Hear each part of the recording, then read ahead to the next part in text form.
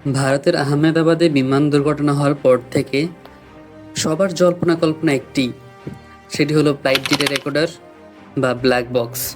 এটি এমন এক ইলেকট্রিক ডিভাইস যেটাতে বিমানের সমস্ত তথ্য সংরক্ষিত থাকে, যা কোনো বিমানের দুর্ঘটনা তদন্তে খুবই সাহায্য করে। দ্বিতীয় বিশ্বযুদ্ধের সময় এই ধরনের যন্ত্র তৈরি করার প্রথম উদ্যোগ নেওয়া হয়, তবে এটি সত্যিকারের কাজ শুরু হয় 1950-এর দশকের গোড়ার দিকে। অস্ট্রেলিয়া সরকারের অ্যারোনটিক্যাল রিসার্চ ল্যাবরেটরিতে একটি গবেষণায় ডেভিড ওয়ারেন এটি প্রথমবারের মতো আবিষ্কার করেন। তারপর অস্ট্রেলিয়া সরকার এটি প্রথমবারের মতো 1962 সালে 23শে মার্চ একটি পরীক্ষামূলক বিমান এটি ব্যবহার শুরু করে। এটির একটি বৈশিষ্ট্য হলো যে এটি অত্যন্ত শক্ত ধাতব পদার্থ দিয়ে তৈরি। কয়েকটি লেয়ার দিয়ে এটি এমনভাবে তৈরি করা হয় যাতে প্রচণ্ড উত্তাপ, ভাঙচুর, পানি বা প্রচণ্ড চাপের মধ্যেও এটি টিকে থাকতে পারে। এটি 1000 ডিগ্রি সেলসিয়াস তাপমাত্রাতে অক্ষত থাকতে পারে।